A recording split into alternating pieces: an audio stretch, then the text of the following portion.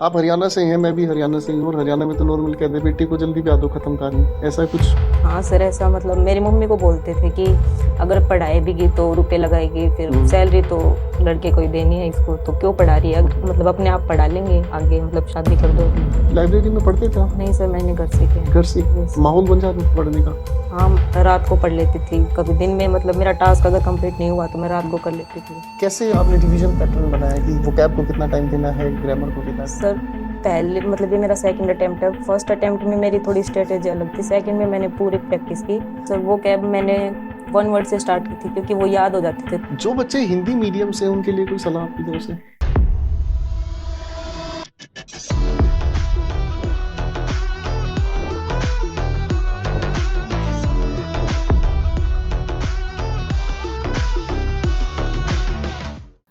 नमस्कार मेरे प्यारे दोस्तों, आज मैं आप सभी के साथ मिल रहा हूं एक प्यारे से बच्चे के साथ, और इस बच्चे का सिलेक्शन हुआ है अभी CHSL में। ठीक है। और इंटरव्यू को शुरू करने से पहले एक छोटी सी बात मैं जरूर कहना चाहूंगा। ये कहानी है सिलेक्शन की, और सिलेक्शन एक बच्चे के जीवन में इतना ज्यादा इंपॉर्टेंट होता है कि किसी भी तरीके से वो जो भी उसने पढ़ा है, जो भी संघर्ष उसने झेला है, जो भी साल 2 साल तक उसने जिल्लत झेली है, किसी तरीके से वो काबिल बने और अपने आप को सफल बना सके और सिलेक्शन ले सके। मानता हूं इस बात को कि कुछ लोगों के लिए ना सिलेक्शन का जो रैंक है वो बहुत मैटर करता है, कि आप 3 डिजिट में हो, आप 2 डिजिट में हो, आप सिंगल डिजिट में हो, आपका रैंक 1 है, आपका रैंक 10, आपका रैंक 50 है। लेकिन हकीकत एक ही है मेरे भाई, सभी की नौकरी लगे, और नौकरी लगने के बाद हर किसी के घर में रोजगार आए। किसी भी देश में अगर कोई भी ऐसा बच्चा है जिसका सिलेक्शन अगर नहीं होता, तो वो देश के ऊपर, परिवार के ऊपर, इस समाज के ऊपर एक लाइबिलिटी है। सिलेक्शन मैटर करता है। ये मैटर बिल्कुल भी नहीं करता कि किसका क्या रैंक है, क्योंकि सिलेक्शन से ही घर में 2 रोटी आनी है।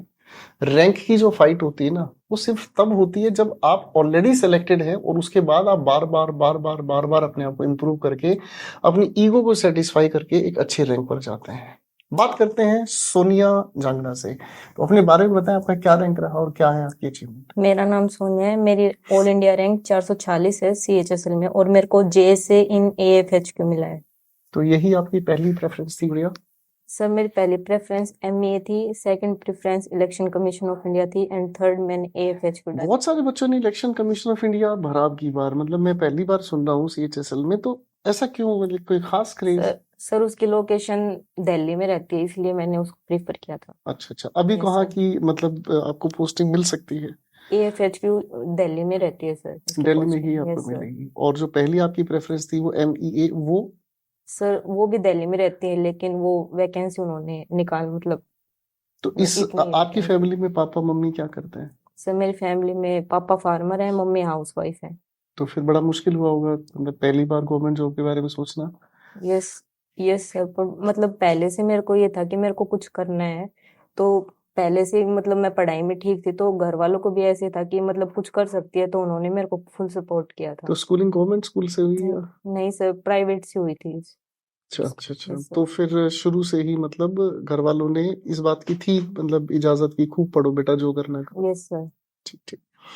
तो इंग्लिश जब आपने पढ़ना शुरू किया, कैसे पता चला करियर विल ऐप के बारे में और मेरे बारे में? बढ़िया। सर मेरी बड़ी सिस्टर है, उसके फ्रेंड ने उसको बताया था और उसने मेरे को बताया था। अच्छा अच्छा, तो बड़ी यस सर। बहन अभी क्या करती हैं? सर वो बैंक में जॉब करती है, फाइनेंशियल सिचुएशन की वजह से सर उसको मतलब गवर्नमेंट जॉब में ज्यादा टाइम लग सकता है, तो इसलिए उसने प्राइवेट जॉब। अच्छा, तो उसने अपना प्राइवेट जॉब का रास्ता चुन लिया ताकि फैमिली को यस वो सर। सपोर्ट कर सके। तो मतलब आपके लिए तो पूरी जान लड़ाई होगी भाई परिवार में, इस हिसाब से। Yes sir. तो CHSL में 446 आपकी रैंक है, यस तो इससे आगे की और क्या मंजिल सोची है? सर, अभी CGL में मेरे 327 मार्क्स है, उसमें अगर मेरे को 4200 और 4600 ग्रेड पे मिल गई तो मैं उसको ज्वाइन करूंगी। That's great, that's great. तो दोबारा से CHSL पे तो नहीं? नहीं सर। और MTS तो नहीं, नहीं सर। स्टेनो वगैरह नहीं? No sir. ये अच्छा है कि आप, अगर आपने एक पेपर क्वालिफाई किया है तो उससे आगे बढ़ने की कोशिश करें। तो UPSC का भी नहीं सोचा मतलब? सर पहले मैंने यही सोचा था, मतलब कॉलेज के थर्ड ईयर में मैंने सोचा था कि UPSC करूंगी, क्योंकि सर मेरे को मतलब जो लड़कियों की सिचुएशन होती है, मैं चाहती थी कि मैं मतलब अपनी फैमिली के लिए वो रिस्पेक्ट अर्न करूं।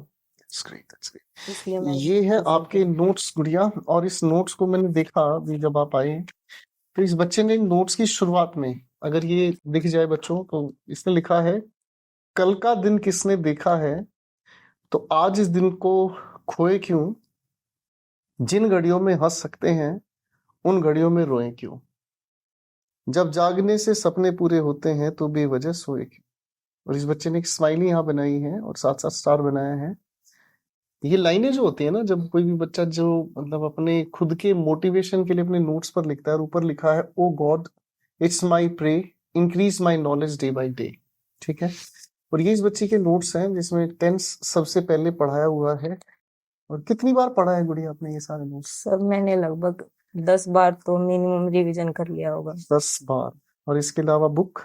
सर बुक मैंने इंग्लिश एक्यूमेन से प्रैक्टिस की है, उसकी मैंने थ्योरी भी की है और प्रैक्टिस क्वेश्चन भी किए है। तो फिर बोर नहीं है, मतलब इतने सारे क्वेश्चन इंग्लिश क्यों होते हैं? नहीं सर, क्योंकि मैं चाहती थी कि मतलब जैसे अभी पढ़ूं तो इतना मतलब कम ना हो कि अगर मैं पढ़ूं और वो क्वेश्चन भी ना बन पाए, तो मैं चाहती थी कि मतलब ज्यादा से ज्यादा प्रैक्टिस करूं। तो इंग्लिश एक्यूमेन में हमने इस बात का बिल्कुल खास ध्यान रखा है बच्चों के लिए कि मैक्सिमम क्वेश्चंस, हर तरह के क्वेश्चन, चाहे आप किसी भी एग्जाम पे जा रहे हो, तो सीडीएस हो, एनडी हो, सीजीएल का, मतलब एसएससी का, तो भरपूर क्वेश्चन बैंक हमने उसमें इसलिए डाला हुआ है ताकि हमारे बच्चों को कभी भी दिक्कत इस बारे में ना आए कि उनको क्वेश्चंस बार बार कहीं बाहर से ढूंढने पड़े। तो जैसे आप कह रहे हो कि करीब 10 बार इसको मतलब पढ़ चुके हैं। Yes sir. ठीक है बेटा, तो जब आप पढ़ते थे तो कैसे आपने रिवीजन पैटर्न बनाया कि वोकैब को कितना टाइम देना है, ग्रामर को कितना टाइम? सर पहले मतलब ये मेरा सेकंड अटेम्प्ट है। फर्स्ट अटेम्प्ट में मेरी थोड़ी स्ट्रेटेजी अलग थी, सेकंड में मैंने पूरी प्रैक्टिस की। फर्स्ट में मैंने, जैसे मैं एक दिन में 2 क्लास करती थी, तो फिर 2 क्लास की, उसके नोट्स बनाए और तभी उन नोट्स को फिर से रिवाइज करती थी। एक अच्छा। सम अप हो जाता था सर फिर, और फिर एक चैप्टर होने के बाद उसकी प्रैक्टिस करती थी। और मतलब अगर मतलब जैसे मेरे कुछ टॉपिक वीक थे, वो मैंने दोबारा वीडियो से कवर किए और साथ में अपने नोट्स से सीखे। तो आप लाइव क्लास देखते थे या बाद में रिकॉर्डेड क्लास से देखते? सर मैं रिकॉर्डेड क्लास देखती थी। लाइव क्लास से। देखो, ये मैं आपको एक छोटी सी सलाह दूंगा सारे बच्चों को कि जो बच्चा ना पढ़ाई के लिए, जिनको ये फील होता है कि सर बहुत कम टाइम मिल पाता है, रिवीजन का टाइम नहीं मिल पाता है, वो इस गुड़िया की ही नहीं, मतलब बहुत सारे बच्चों से जिनसे भी बात हुई, उन सभी ने ये सजेशन हमें भी दिया है कि सर बच्चों को यही कहा जाए कि वो रिकॉर्डेड क्लास ही देखे। जैसे मान लीजिए आपकी आज सुबह 9:30 बजे, आपका बैच का टाइम क्या था बेटा? सर मॉर्निंग में था। मॉर्निंग 9:30 का ही टाइम था। हाँ तो सुबह के टाइम, जैसे आपकी मान लीजिए 9:30 की क्लास है, तो आप 9:30 बजे अपना टाइम वेस्ट ना करें। लाइव क्लासेस उन्हीं बच्चों के लिए जो इंग्लिश में बहुत ही ज्यादा वीक हैं, जिनको हर बात बिल्कुल छोटे छोटे टुकड़ों में टीचर के साथ चलकर समझनी है, उनके लिए लाइव क्लासेस ज्यादा फ्रूटफुल होती हैं। वरना वो बच्चे शाम के टाइम बैठे हैं और 1:30 की स्पीड से, आप कितनी स्पीड से देखते थे क्लासेस? सर मैं 2x पे देखती थी। 2x पर देखते, उस पर नॉर्मल फील होता होगा ना, यस सर। बहुत आराम से समझाया जाता है ना, तो थोड़ा सा नॉर्मल फील होता था। तो जब आप इंग्लिश पढ़ते थे, सबसे ज्यादा मतलब जो टेरिफिक जोन था वो कौन सा था?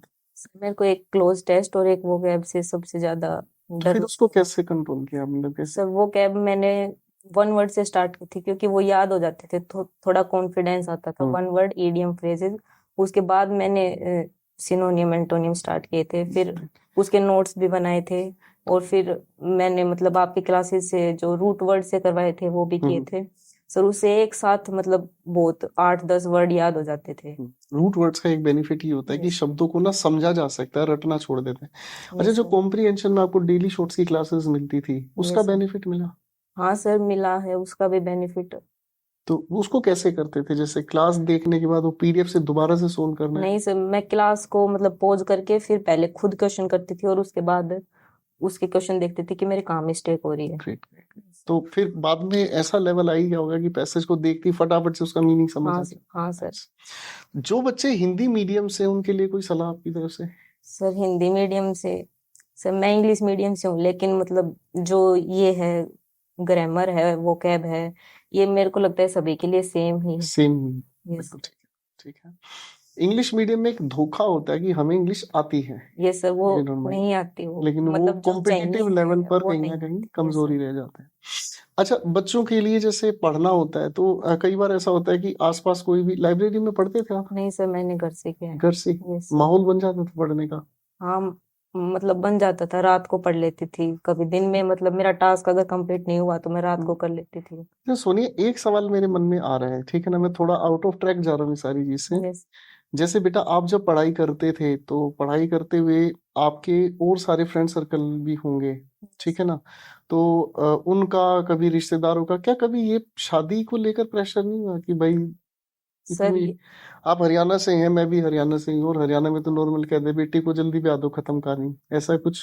हाँ सर, ऐसा मतलब मेरी मम्मी को बोलते थे कि अगर पढ़ाई भी की तो रुपए लगाएगी, फिर हम्म। सैलरी तो लड़के को ही देनी है, इसको तो क्यों पढ़ा रही है, और मतलब अपने आप पढ़ा लेंगे आगे, मतलब शादी कर दो अभी, shit। ऐसा बोला जाता था। पर मतलब मेरी मम्मी बहुत सपोर्टिव थी, उन्होंने बोला कि जितना पढ़ना है उतना पढ़ो, सेल्फ डिपेंडेंट के बिना मैं शादी नहीं करूंगी। अभी हाल ही में ना एक मैंने मूवी देखी है, अभी वो किसी मतलब ओटीटी पर थी, उस मूवी का नाम था मिसेस। और उस मूवी को मेरी वाइफ ने मुझे सजेस्ट किया कि आप वो मूवी देखना। तो मैंने वो मूवी देखी और लिटरली मैं उस मूवी को देख के रोने लग गया, क्योंकि वो लड़की सेल्फ डिपेंडेंट बनना चाहती थी उस पूरी मूवी में, जो मैंने देखा। और उसके साथ जो भी शादी के बाद हुआ, जैसा उसको एक घरेलू लेडी बनकर रहना पड़ा, तो उसको देखकर रोना आया। बहुत सारी ऐसी मतलब लड़कियों के साथ ऐसा होता भी होगा, जो कुछ लाइफ में बनना चाहती हैं, एक अच्छा मतलब पद चाहती हैं अपनी लाइफ में, एक अपने आप को काबिल इंसान बनाना चाहती हैं। तो आप इस पॉइंट ऑफ व्यू को कैसे देखते हैं बेटा, क्योंकि अब सक्सेसफुल होने के बाद इस पे बोला जा सकता है शायद। हाँ सर, मतलब हमारे उधर भी आपने देखी मतलब वो मूवी जो मैं बता रहा हूँ? मूवी तो नहीं देखी, मतलब हमारे आसपास मतलब जो लेडीज हैं उनकी भी हालत कुछ है, मतलब ऐसी सेम टाइप थी। तो वहीं से मेरे को ये मोटिवेशन था कि मतलब एज ए गर्ल मेरे को कुछ करना है, क्योंकि आसपास में मतलब इतना नहीं पढ़ाते हैं लड़कियों को, और फिर मतलब जो लेडीज होती हैं वो मतलब पूरे दिन ऐसे काम करती हैं, उनकी मतलब कोई मतलब जो बोलती हैं उस बात की भी इतनी रिस्पेक्ट नहीं होती, कि उनके डिसीजन मेकिंग में भी उनकी मतलब वो नहीं होती कि इनकी भी बातें मतलब सुनी जाए अच्छे से। बहुत बहुत गहरी बात है ये, कि फैमिली में डिसीजन मेकिंग में अगर अधिकार ना मिले, थोड़ा सा फील होता है कि यार हम क्यों ही हैं इस जिंदगी में। खैर, ये तो एक नेगेटिव बात हमने छेड़ दी, मैं माफी चाहूंगा इस चीज के लिए। लेकिन ये सच में एक मोटिवेशनल बात भी है कि आजकल देखता हूं मैं बहुत सारा यूथ जो है वो रील मेकिंग पर ज्यादा कंसंट्रेटेड है। और उनका अधिकतर का क्रेज होता है कि भाई हमारा 10 लाख फॉलोवर हैं, 50 लाख फॉलोवर हैं, और दुनिया हमें देखकर लाइक करती है। वो लाइक बेसिकली सिर्फ उनके शरीर को देखकर किया जाता है, बाकी कोई ऐसी मोटिवेशन उसमें है नहीं कि दूसरे लोग उससे प्रेरित हो। तो अगर कोई इस बात को ध्यान से समझे, तो ये आप लोगों की, खासकर उन बच्चों की एज है जो इस समय कुछ डिसीजन लेके एक अच्छी डायरेक्शन में जा सकते हैं, अपने आप को एक बहुत अच्छे लेवल पर उठा सकते हैं। खैर, अब आते हैं वापस अपनी पढ़ाई से रिलेटेड। तो टाइम टेबल कैसे मेंटेन किया बेटा आपने? सर टाइम टेबल, मैं दिन में लगभग मतलब एवरेज 10 घंटे पढ़ती थी, मतलब सुबह 7 बजे स्टार्ट करती थी, और जब तक मेरा टास्क कंप्लीट नहीं होता तो मैं रात तक, मेरा मतलब जल्दी हो गया तो ठीक है, हम्म। वरना मैं लेट तक भी पढ़ती थी। तो इंग्लिश को एग्जैक्ट कितना टाइम देना चाहिए? सर मैंने तो इंग्लिश को बहुत ज्यादा टाइम दिया, क्योंकि मेरी इंग्लिश वीक थी। मैंने वो कैब भी की साथ, और कॉम्प्रिहेंशन भी साथ किए, और अप्रोक्स कितना टाइम फिर भी देना चाहिए? सब एवरेज 4 घंटे मेरे को। 4 घंटे इंक्लूडिंग जो क्लासेस आपको प्रोवाइड ये की हैं सर वो, प्लस और जो आपकी सेल्फ स्टडी है? मतलब सर जब सिलेबस कर रहे होते उस टाइम ज्यादा टाइम देना पड़ता था, क्योंकि क्लासेस तो करते थे। क्योंकि क्लासेस मेरे ख्याल से 1 घंटा 15 मिनट यस की सर, आपकी ग्रामर की क्लास हो गई, फिर उसके यस बाद सर, वोकेबलरी की 20 से 25 मिनट की क्लास हो गई, फिर उसके बाद आपका कॉम्प्रिहेंशन 20-25 मिनट का यस हो गया, सर, लगभग लगभग ये 2 घंटे तो इसी में आपके चले जाते यस। हैं। तो 2-2.5 घंटे मतलब आपको सेपरेट देने पड़ते हैं। हाँ, बच्चों, जो प्रैक्टिस बच्चे के ना लिए। इंग्लिश की तैयारी कर रहे हैं, वो इस चीज को समझिएगा कि कोर्स जो भी आप पढ़ रहे हैं हमारे साथ मिलकर, उसके अलावा 2 से ढाई घंटे आपको देने ही देने हैं, ठीक है? और यही हाल अगर थोड़ा सा मैथ्स में, क्योंकि मैथ्स की क्लास में ना एक बेनिफिट ये मिलता है, टीचर जो सामने समझा रहा है ना, वो आप साथ साथ समझ के साथ साथ उसकी प्रैक्टिस कर सकते हैं। उसी जैसे क्वेश्चंस जब सर आपको देते हैं क्लास में, जो भी टीचर पढ़ाते हैं, मैथ्स किससे पढ़ाते हैं? मैथ्स मैंने गगन सर से पढ़ा था। तो गगन सर तो बहुत ज्यादा प्रैक्टिस कराते हैं बच्चों की। तो वो जो प्रैक्टिस क्वेश्चंस आपको देते हैं लाइक वाइज, तो आप उनके लिए करीब करीब 1.5 घंटा, मैथ्स कितना टाइम देते थे? सर मैथ्स की मैंने 3 क्लासेस करती थी मैं एक दिन में। एक दिन में 3 क्लासेस? सर मैंने मैथ ऑनर्स किया तो बेटा मैंने रोटी वोटी खाती थी कि नहीं? खाती थी सर। भाई कमाल ही हो गया। 3-4 घंटे इंग्लिश को, 3-4 घंटे मैथ्स को, फिर जीएस के लिए। जीएस में भी सर मैं क्लासेस करती थी और फिर उसके नोट्स बनाती थी और उनको रिवाइज कर। Nice nice. अच्छा, मतलब अगर वन वर्ड इसके लिए मैं पूछूं कि भाई लगातार, या वन सेंटेंस में पूछूं कि ये सक्सेसफुल होने का क्या फॉर्मूला आपके हिसाब से है, जिसे बच्चे स्ट्रेटेजी कहते हैं, सर यूट्यूब पे स्ट्रेटेजी ढूंढते हैं, तो आपके हिसाब से क्या चाहिए? सर कंसिस्टेंसी होनी चाहिए, क्योंकि अगर बीच में मतलब 2-3 दिन भी अगर नहीं पढ़ेंगे तो फिर ऐसा डाउन सा फील होगा। अगर कंसिस्टेंटली पढ़ेंगे, थोड़ा पढ़ो लेकिन डेली पढ़ो, मेरा यही था। बिल्कुल ठीक बात है। तो चलिए, तो बड़ी अच्छी बात है, इस बच्चे के सहारे हमें कुछ बातें तो अच्छे से समझ में आई कि जब हम पढ़ रहे होते हैं ना, तो कंसिस्टेंटली हमें पढ़ना ही है। और दूसरी बात, मोटिवेटेड रहने के लिए अपने हालातों से आपको जितना ज्यादा परिचित होगे ना, आप क्या चेंज लेकर आना चाहते हो अपनी लाइफ में, वही सबसे बड़ा मोटिवेशन हो सकता है। और भाई, आपके मम्मी पापा को बहुत बहुत शुक्रिया, क्योंकि उन्होंने आप पर विश्वास किया। और बड़ी बहन को एक स्पेशल थैंक्स कि उस बच्ची ने घर परिवार की जिम्मेदारी संभाली, ताकि आप, तो आपकी फैमिली में एक छोटा भाई भी है, सर वो क्या छोटा करता है? भाई है, छोटी बहन है, बड़ी बहन है एक। अच्छा अच्छा, यस तो सर। आप 4 सिबलिंग्स हैं। Yes sir. तो उन छोटों बच्चों के लिए तो आप अब मोटिवेशन हो ही गए हो। सर छोटी बहन अभी मेरी एमबीबीएस कर रही है, उसका इस साल नीट में सिलेक्शन हुआ है। अरे वाह जी वाह, यस सर। बहुत अच्छी बात है। हम दोनों साथ ही हम्म, तैयारी करते थे, तो मैं डिमोटिवेट होती थी, वो मेरे को मोटिवेट कर देती थी, वो होती थी मैं वाह। उसको कर देती थी। देखो, एक कमाल ही हो गया यार, इस बात को सोचना भी मतलब पॉसिबल नहीं है कि एक किसान वर्ग से एक बच्ची है, जिसके पापा किसान है, और मम्मी है वो एक गृहिणी है, और मतलब बड़ी बेटी जो है वो मतलब एक बैंक में है, यस सर। शायद बैंक में वो काम कर रही है। ये बच्ची सीएचएसएल रैंक निकाल चुकी है, और इसके अलावा ये सीजीएल में भी इसका 327 है। तो अभी तो नॉर्मलाइजेशन होना बाकी है शायद यस उसमें, सर। उसके आसपास ये भी बच्चा उसमें शायद निकाल ही जाएगा। और कमाल की बात है, छोटी बहन वो एमबीबीएस कर रही है, तो और उससे छोटा भाई वो कौन सी क्लास सर में? 4th क्लास में। वो 4th स्टैंडर्ड में पढ़ रहा है। Yes sir. मतलब कितनी मतलब अचीवमेंट है ये, कि परिवार इतना सपोर्ट कर रहा है आज के समय में। भाई, ऐसे पेरेंट्स को हाथ जोड़कर दिल से शुक्रिया। और बच्चों पे विश्वास करें, खासकर उन बच्चों पे जो मेहनत करके अपने आप को काबिल बनाना चाहते हैं। आज मैं पेरेंट्स से भी हाथ जोड़कर ये कहना चाहूंगा कि वो प्लीज बच्चों पे विश्वास करें, और उनको एक बार मौका दें कि अगर वो कुछ बनना चाहें तो। ठीक है। और इस बात के साथ मैं बहुत बहुत शुक्रिया करूंगा इस बच्चे की। बेटा, आपकी आगे की जर्नी और यूपीएससी की तरफ भी एक बार यस सर। जरूर कदम बढ़ाइएगा, क्योंकि आपके यस पास सर। अभी समय है। ठीक है बच्चे, तो thank you so much, God bless you. और ये सफल भगवान आपको, मतलब ये जो मेहनत है आपको जरूर सफल बनाएगी। Thank you so much.